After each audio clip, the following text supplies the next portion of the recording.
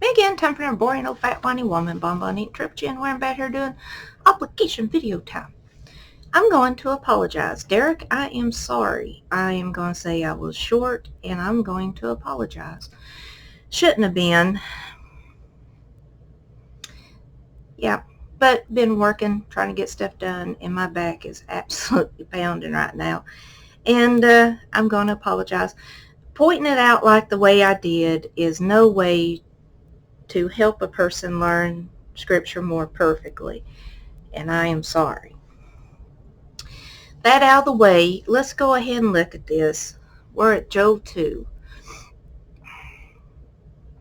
And this was the argument an individual had brought up.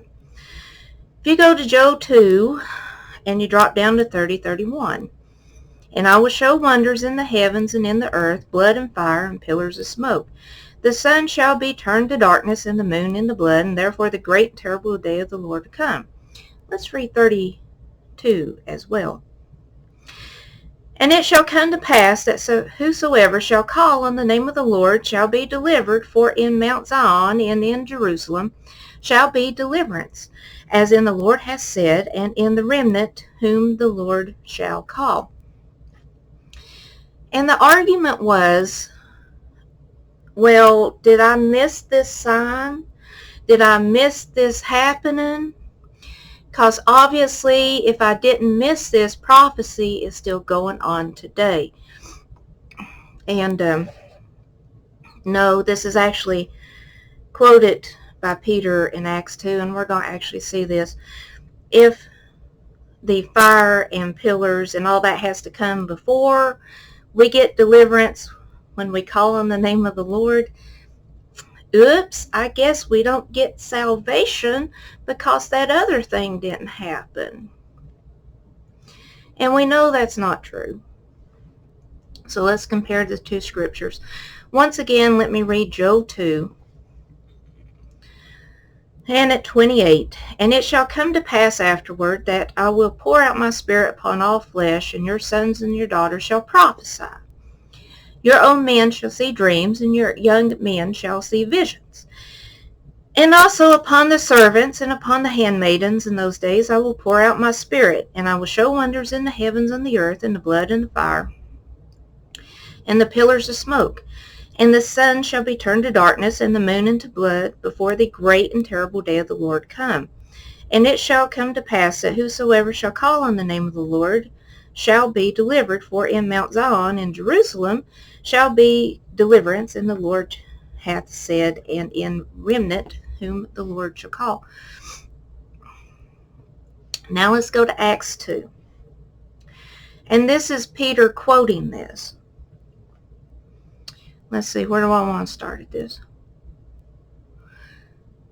Let's start at 16. This is Acts 2:16. But this is that which was spoken by the prophet Job.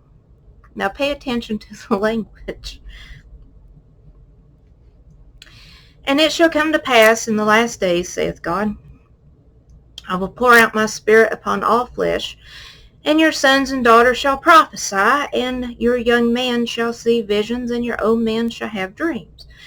And on my servants and on my handmaidens I will pour in those days of my spirit, and they shall prophesy.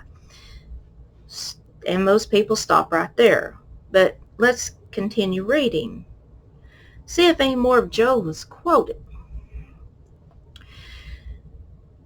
We are at 19. And I will show wonders in the heaven above, and the signs in the earth beneath, blood and fire and vapor of smoke.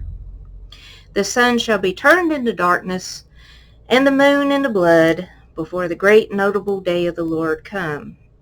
And it shall come to pass that whosoever shall call on the name of the Lord shall be saved. It's almost word for word, almost verbatim, that this prophecy is written out. And Peter's saying this is what's happening right here today on Pentecost, in that day in Acts 2. With the argument about the pillars of smoke and the great and terrible day of the Lord, When Christ was upon the earth, it was known as the end of days. We're in the end of days. We've been in the end of days. There is no dispensations, because that's a man-made doctrine. That wasn't a thing until 1840-ish. With the Schofield Study Bible, it became popular. But regardless, there is no dispensation.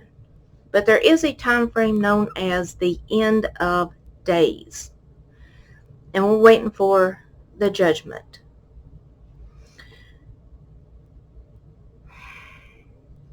This still does not do away with 1 Corinthians 13. It just does not. Prophecy was fulfilled in Joel on Acts 2. It was it was spoken out rather, almost verbatim the way it was written in prophecy in Joel 2. It occurred and it happened. We're in the end of days. 1 Corinthians, this does not negate 1 Corinthians 13. When we have the perfect canon of Scripture, it's done. God was silent for 400 years before too, when everything he wanted to be said about the Old Testament covenant, the Old Covenant, was said, he was silent. There was no prophets upon the earth for 400 years. This is that time. Paul talked about it. We are in that time. Everything that we know about salvation, what we need to know for judgment, how do we obtain salvation, how do we get freedom from sin,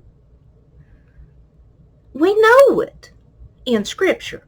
We don't need a prophet to tell us. The canon is closed and the office is done. And I'm sorry. I know so many people want that office so bad. And I'm sorry, and I should be more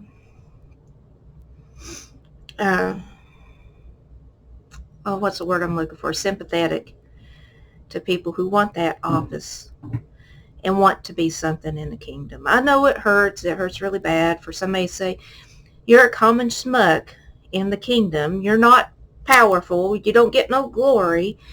All the glory goes to God. We get none.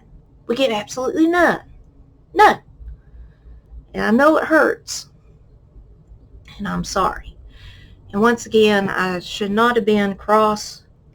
And it wasn't so much being cross as short with you. And I know that's not going to help nobody know the word more perfectly. And I do apologize for that. But I hope that helps somewhat on that.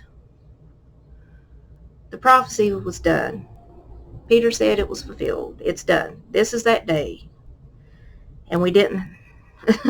It's almost word per word. And I'm sorry. And it still don't negate 1 Corinthians 13. Anyway, people, I just want to point that out. And as always, please read your Scripture and have a fantastic day.